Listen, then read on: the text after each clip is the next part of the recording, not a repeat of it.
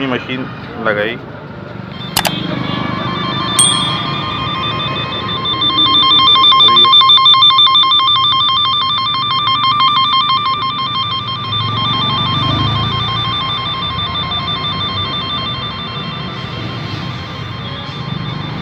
यहाँ आकर बंद हो गया है।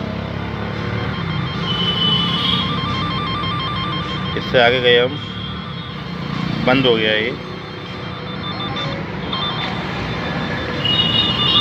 यहाँ तक बोल रहा है हमारा ये। इसका मतलब है यहीं कहीं हमारा तार कटा हुआ है। वो होल्ड करें, अब देखते हैं वायरिंग खोल कर।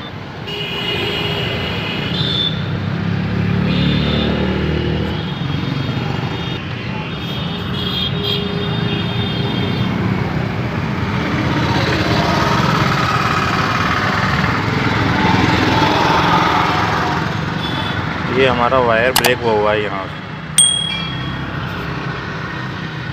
देख सकते हैं आप।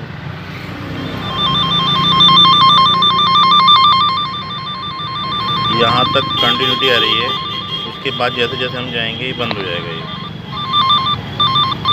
ये हमें फॉल्ट मिल गया है। अब वायरिंग चेक करना बहुत आसान हो गया है। सिर्फ हमें जिस वायर को चेक करना है उस पर हमें ये रेड फॉक लगाना है, उसके बाद आगे चेक कर लेना है।